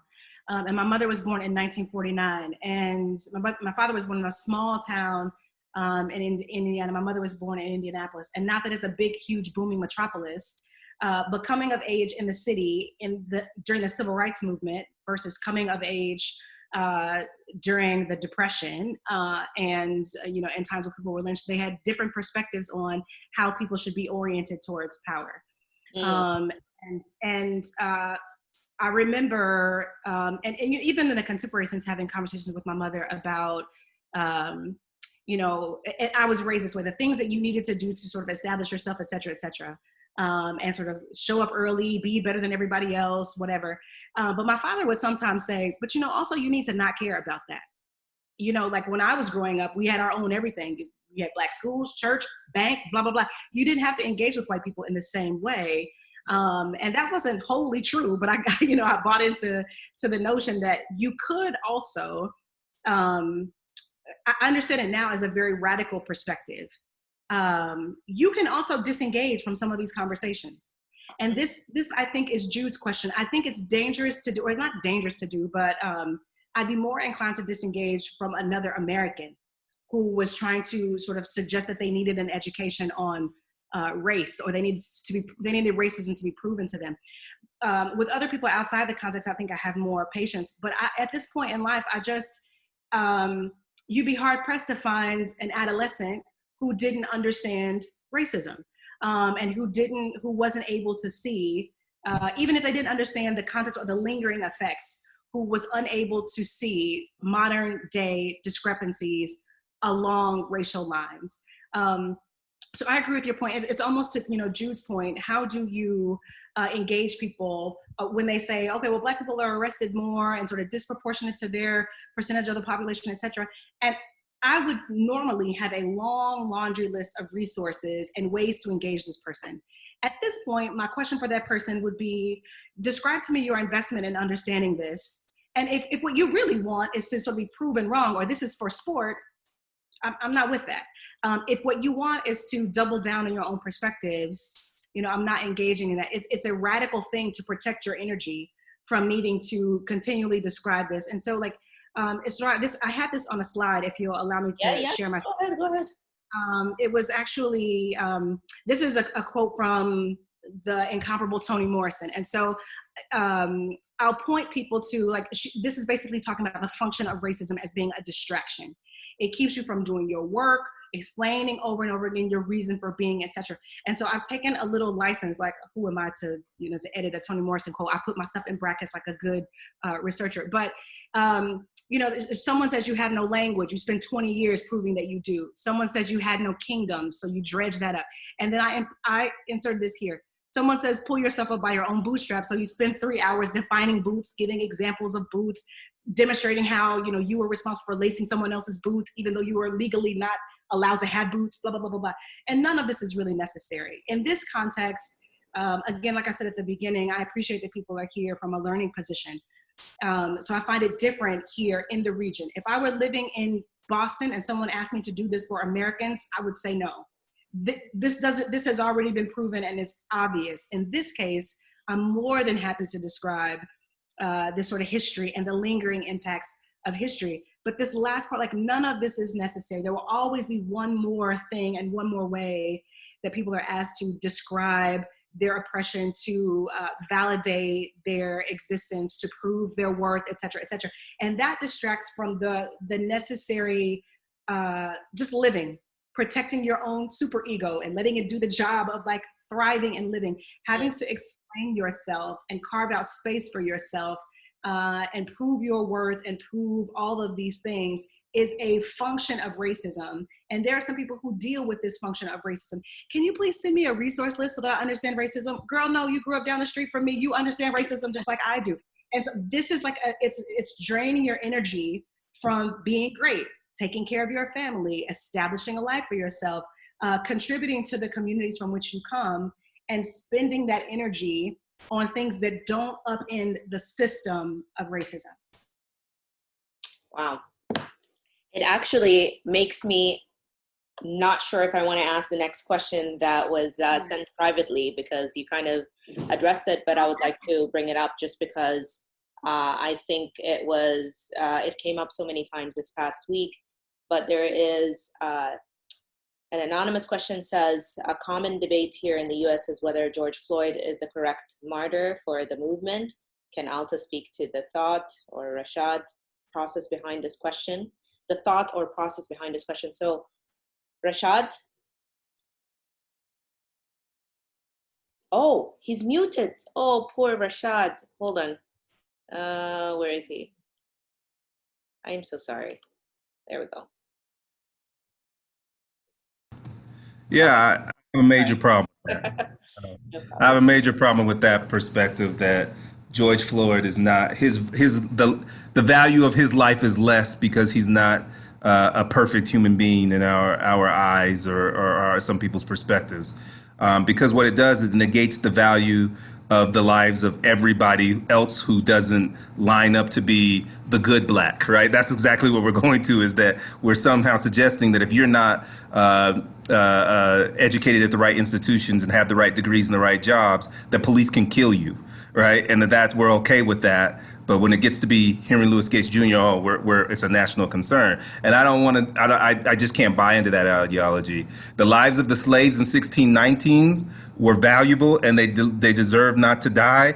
And George Floyd, all the way up to George Floyd and anyone else that has died in the interim or after, their lives were important. And if our Constitution means what it says it is today, if our Supreme Court cases mean what they say today, then their lives mean as much as anybody else's lives, and that nobody should be able to take your life when you're unarmed and have a typical police encounter should not result in your death, right?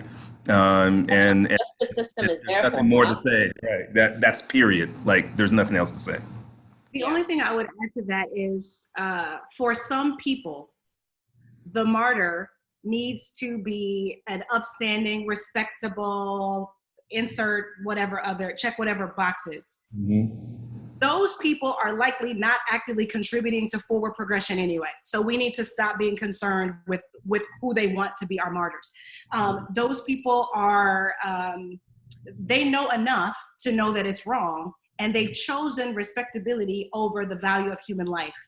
Why invest our attention in winning them over to any side? They are going to have very little to do with the sort of forward progression that we feel now. The momentum will carry this movement forward.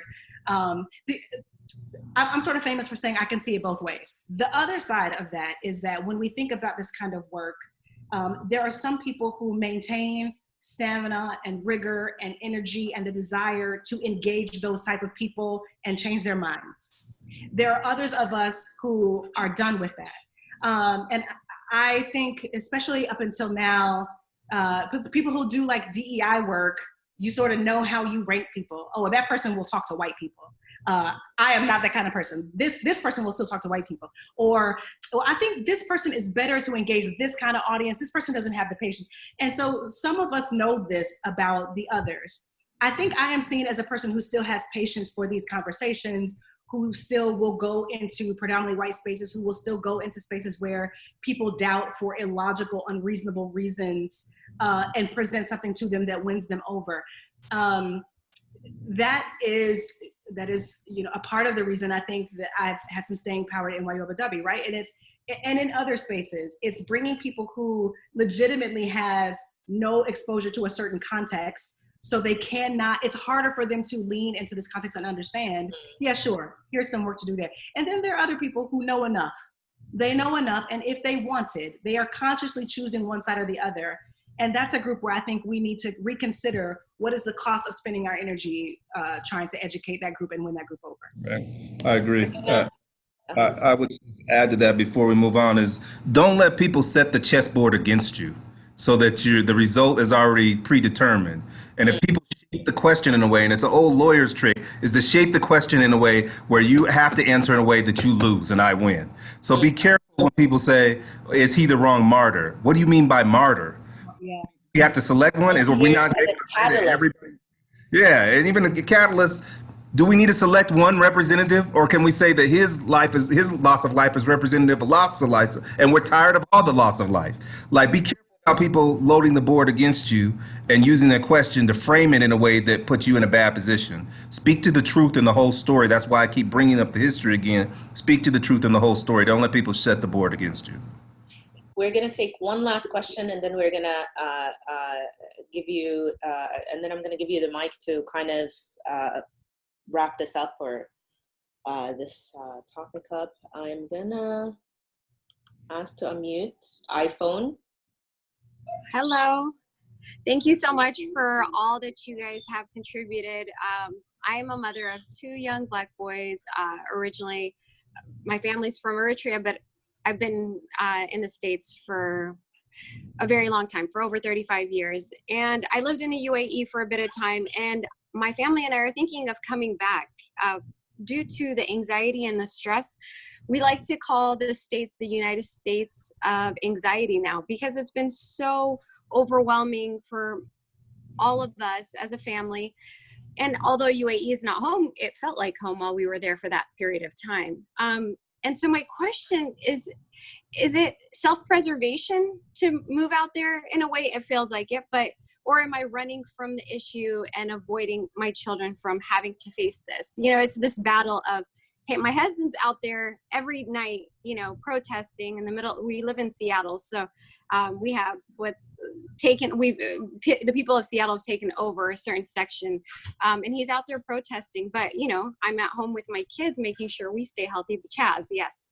And so, you know, I'm torn.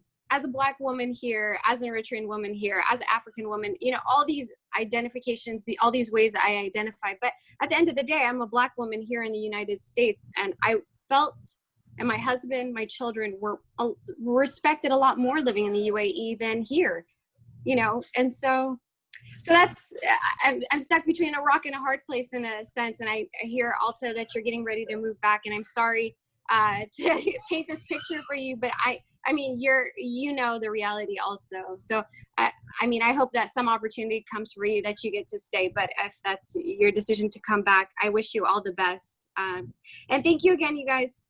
You're welcome. Thanks.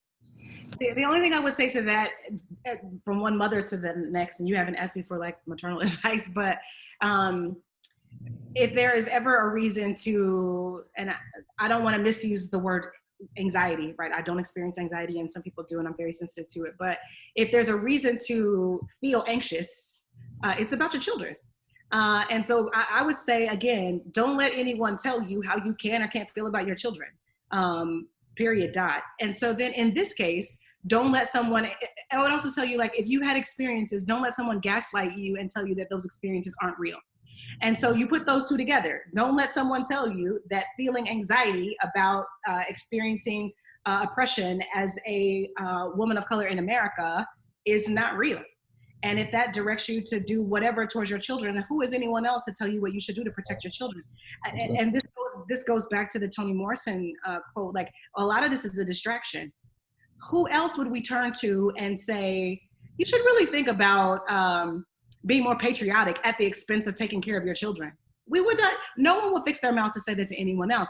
And that's essentially what's being communicated. If people are saying, like, is it really that serious that you don't want to live in America? Like, it's that serious, fam, right?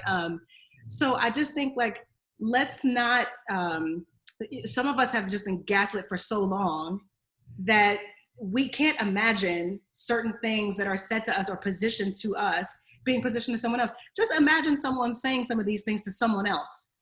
It's normalized for us, and much of this is normalized. And this one of the findings of my dissertation research is that some people experience so much stress, trauma, oppression that instead of sort of deteriorating under it, people establish a new floor. I now have a heightened threshold for stress. I am now less threatened by stressors because I've sort of readied myself under the expectation of racially induced oppressive stress.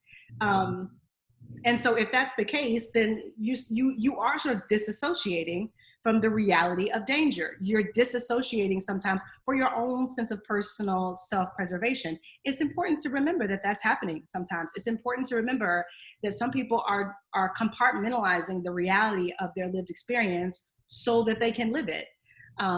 But yeah, I think about that quite often, very vividly, what it means to be taking my family back to the States. It's not a small thing. And I would encourage you, that's just some soul searching for you and your family. Don't let anyone make you feel neurotic about it. Or even if they do, like, if there's a reason to be neurotic, it's over your children. So thank you guys for joining us today. We want to wrap up. We went well over the time that we have allocated. Even my light went off. It goes on for an hour and a half. But I guess we don't want to leave this conversation off here. What I want you guys to wrap up with is to let us know if you are hopeful and if it has gotten better. So, like, during this conversation, we have looked at the historical, systemic racism. We've talked about how it's so much alive today, but things have evolved, and different laws are, here, and some things worked and some things didn't. So I guess the question is, are you hopeful? Has things changed, especially with this latest movement?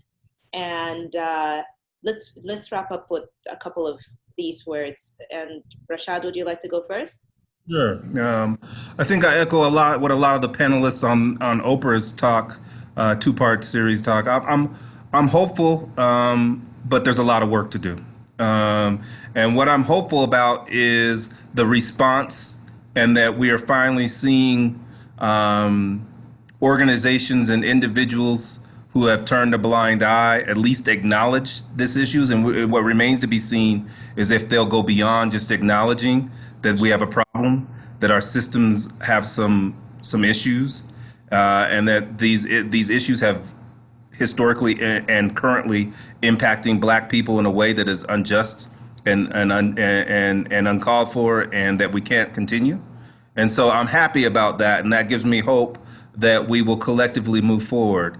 Until I start seeing legislation and systemic changes, and I start seeing court cases that hold police officers accountable, or changes in how we engage in policing and some of these other institutions, including the prison industrial complex, I'm not going to say we're there, but I am hopeful that we're going to start the process of getting there. Yeah, thank you for that, Rashad. A few things. When you say like, you said something about something being less.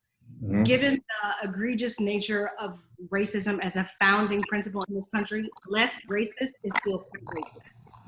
And so I think we have to contend with that. So when people say like things are better, um, yeah, things are better, but better is also relative. So you'll hear people say things like, oh, he was just a man of his time. I am a woman of my time. And so when I think about the ways that I see my children sort of behave in ways that I think are being brats, because they're upwardly mobile and have access to things that I didn't have access to. My mother probably thought I was a brat relative to her social positioning. So yes, there is a progression. But my children are just people of their time. So relative to oppression, has there been evolution? Yes, with respect to my parents and all of our ancestors and what they fought, bled, died, and struggled for. Of course, we have to honor the evolution that they pressed through against very high odds. That was their portion for their time. This is our portion for our time. It makes no sense to say, well, you know, I'm not a slave, so I'm going to be grateful. This is almost what America is asking for us to say, I am not bought and owned part and parcel by some person, therefore I should be grateful. And that is just, it's time out for that.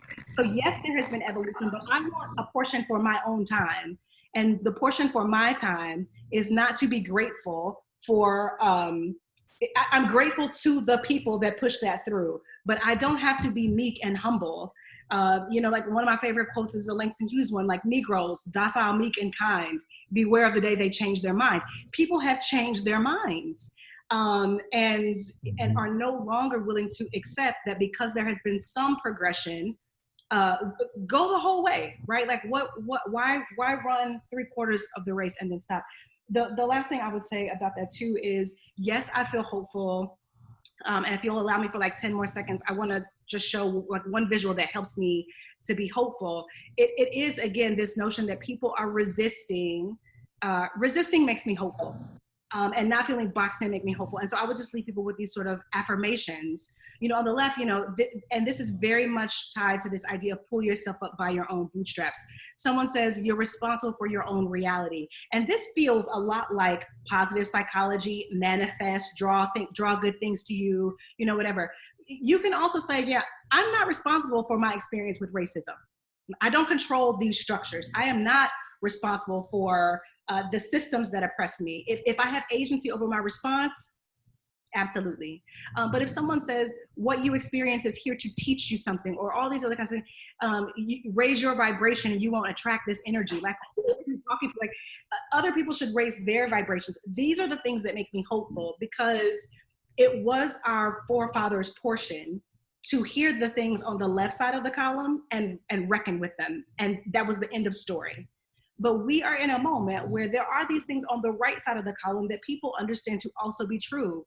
You know, and so the idea of pull yourself up by your own bootstraps is the very last one on the left. Don't put so much focus on negative things like that. Why don't you focus on taking care of your community? Why don't people acknowledging what has taken place and what continues to take place is evidence that I am aware, awake, and conscious, and I'm sort of breaking through the sort of gaslighting that suggests that I should just be grateful. And so this is the type of shift in consciousness and collective social consciousness that makes me very hopeful.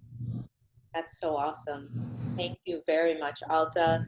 Thank you for everyone that has joined us today on Facebook, Instagram, we had a full house also here on Zoom.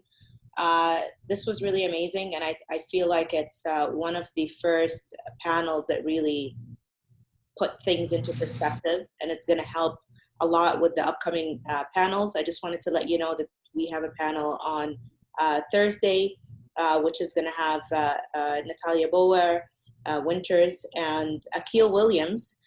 Both are young African Americans who are successful both in the science field, and they really want to share their experience with this upward mobility and the legacy of trauma and systemic oppression in their career path.